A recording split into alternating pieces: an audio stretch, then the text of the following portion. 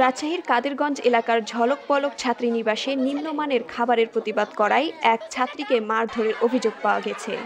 এর জের ধরে শিক্ষার্থীরা গভীর রাতে একযোগে মিছিল নিয়ে ছাত্রীনিবাস থেকে বের হয়ে থানায় যান। মিছিল থেকে তারা বিচার চেয়ে নানা স্লোগান দিতে থাকেন।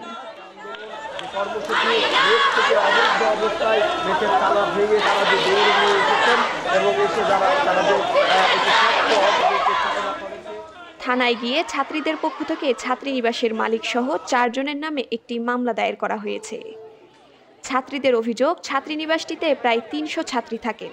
রোববার বেলা 11টার দিকে নিম্নমানের খাবারের প্রতিবাদ করার জের ধরেই ঘটনার সূত্রপাত।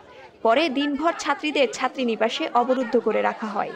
এরপর রাত 11টার দিকে রাজপাড়া থানা ছাত্রদলের যুগ্ম আহ্বায়ক সাব্বির রহমান ও বরেন্দ্র বিশ্ববিদ্যালয়ের শিক্ষার্থী জিশান সরকার ছাত্রীনিবাসের তালা ভেঙে ছাত্রীদের বের করে। পরে পুলিশ গিয়ে দুজনকে আটক করে।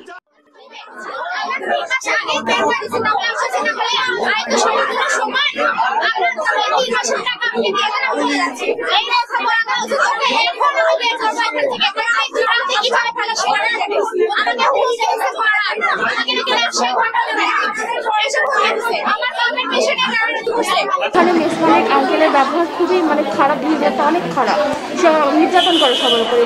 গত বছর আগে, 1 বছর আগে আমার সাথে খাবারের আমাদের মেসে খাবারের মান খুবই খারাপ স্যার। এখানে আমাদের থেকে 100 টাকা করে মিল নেয়, বাট খুবই খারাপ মিল নেয়, রান্না খুব খারাপ। রুমে যে খাবারটা নিয়ে আসবে একদম অসুস্থ, পুরো অসুস্থ। হ্যাঁ, রুমে খাবার নিয়ে আসবো, সেটা কি করে 5 টাকা দিয়ে তারপরে যাও, তার আগে যাওয়া যাবে না। তারপরে ওনারা কি করে, যদি আরো কেউ যেতে চায় একটু তাড়াতাড়ি ডাকে। আবার মনে করেন যে একটা ডিম ভাজি করবে। হ্যাঁ বিশাল, মনে করেন একটা ডিম ভাজি করবো, সেখানেও তারা 20 টাকা করেন। আচ্ছা ঠিক আছে, তারা নিতে পারে, কিন্তু তোরা যে আমরা বাড়ি থেকে আসার পরে যে আমরা তো বাড়িতে তো যাই মিলটা অফ করে, মিল থেকে আসার পরে আবার 10 টাকা করে কেন ফাইন দিবে? আমার এটা হচ্ছে বড়ই। আবার কি করে 5 টাকা, আমরা পানি গরম করতে যাবো 5 টাকা, আবার পানি একটু বেশি খরচ করি তো 20 টাকা, খাবার ফেলে দিলে 20 টাকা।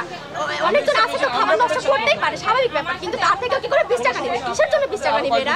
না পেরে মেয়েটা আঙ্কেলকে বলছে যে আঙ্কেল আমি আপনার মেসে থাকবো না, আমি অন্য মেসে আমাকে চলে যেতে হবে, অন্য মেসে দিচ্ছে, অন্য মেসে থাকবো। কিন্তু আঙ্কেলটা বলছে যে তুমি থাকো না থাকো আমার দেখার বিষয় নাই, যেহেতু 7 মাসের এগ্রিমেন্ট হয়েছে, তোমাকে ওই 3 মাসের টাকা। এ বিষয়ে বোয়ালিয়া থানার ওসি মেহেদি মাসুদ বলেন, খবর পেয়েই সেখানে গিয়ে দুজনকে আটক করি। তাদের নিয়ে আসার সময় ছাত্রীদের বলি থানায় এসে মামলা করার জন্য। তারা যখন আসছিলেন তখন অভিযান চালিয়ে আরও একজনকে আটক করা হয়। এরপর ভুক্তভোগী ছাত্রী 4 জনের নাম উল্লেখ করে মামলা করেন। 3 জনকে এ মামলায় গ্রেপ্তার দেখানো হয়েছে। Sonia Khatun, silk city news, Rajshahi.